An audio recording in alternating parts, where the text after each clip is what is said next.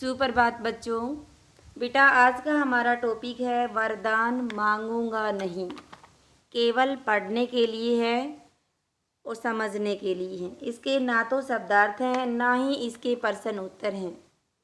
आपके पास सैटरडे को जो होमवर्क भेजा गया था उसमें राइटिंग वर्क ज़्यादा था, तो आज कोई भी राइटिंग वर्क नहीं है आपके पास, केवल आपको पढ़ना है। तो बचा हुआ राइटिंग वर्क आज पूरा कर ले आप अपना, ठीक है।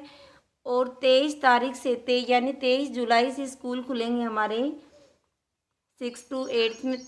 तो आप तब तक अपना पीछे का जो भी राइटिंग वर्क है वो पूरा करके लेके आई। स्कूल में किसी का भी पूरा नहीं होगा, ठीक है। तो चलिए कविता शुरू करते हैं।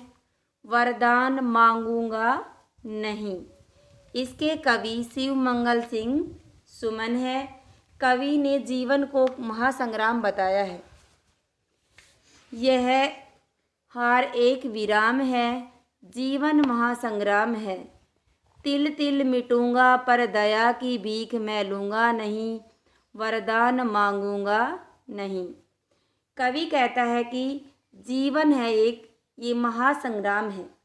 इसमें आने वाली हर कठिनाइयों से लड़कर उन पर विजय प्राप्त करना ही जीवन है।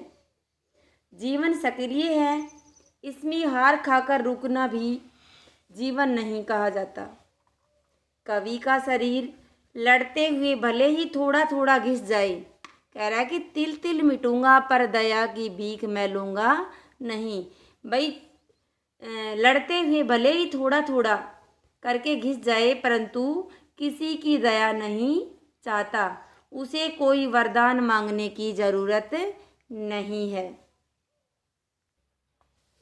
अगला पैराग्राफ है। समर्ती सुख प्रहरों के लिए, अपने खंडहरों के लिए, यह जान लो मैं विश्व की संपत्ति चाहूँगा नहीं। वरदान मांगूंगा नहीं। कवि कहता है कि जो व्यक्ति जीवन संघर्ष में विजयी होकर महान बन गए, वे अपनी महानता बनाए रखें, किंतु अपने लघु रहने में ही आत्म संतोष अनुभव करने दें, क्योंकि अपनी वेदना से ही लगाव है और उसे वह त्यागने को तैयार नहीं है। वह कोई वरदान नहीं मांगेगा, क्योंकि उसकी कवि को ज़रूरत नहीं, उसे तो केवल जीवन में संघर्ष करना ही है। अगला है। क्या हार में क्या जीत में, किंचित नहीं भयभीत में, संघर्ष पथ पर जो मिले, यह भी सही वह भी सही। वरदान मांगूंगा नहीं। कवि कहता है कि जीवन एक संग्राम है जिसमें हार और जीत दोनों होती रहती हैं। इस कारण कवि को किसी प्रकार का डर नहीं है। जीवन संघर्ष करते हुए जीवन में चाहे विजय मिले चाहे पराजय मिले, दोनों एक ही बात के दो रूप हैं। इसलिए कवि को वरदान मांगने की ज़रूरत नहीं है। अगला है। लघुता न अब मेरी छुओ, तुम हो महान बने रहो। अपने हृदय की वेदना में कर्म त्यागूंगा नहीं। वरदान मांगूंगा नहीं।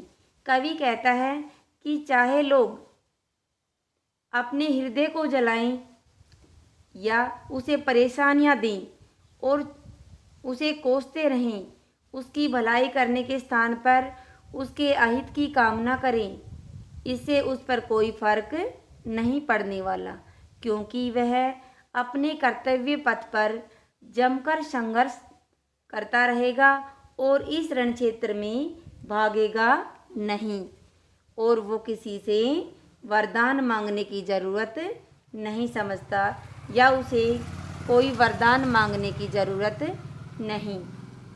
चाहे हृदय को ताप दो, चाहे मुझे अभिशाप दो, कुछ भी करो कर्तव्य पथ से, किंतु भागूंगा नहीं। वरदान मांगूंगा नहीं। कवि कहते हैं अपने सुख के और अपनी स्थिति को सुधारने के लिए किसी भी संपत्ति को नहीं लेना चाह रहे। तो कवि क्या कह रहे हैं कि अपनी टूटी फूटी जंजर हालत मामूली से निवास घर को सुधारने तथा जीवन में सुखद क्षणों की समृद्धि लाने के लिए संसार की संपत्ति की चाह नहीं करेगा, उसे संसार के कोई धन दौलत नहीं चाहिए। वह तो अपनी जैसी स्थिति है उसी में वो खुश है, इस कारण उसे वरदान मांगने की कोई ज़रूरत नहीं है।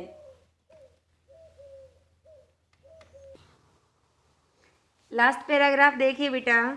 चाहे हृदय को ताप दो, चाहे मुझे अभिशाप दो, कुछ भी करो कर्तव्य पथ से, किंतु भागूंगा नहीं, वरदान मांगूंगा नहीं।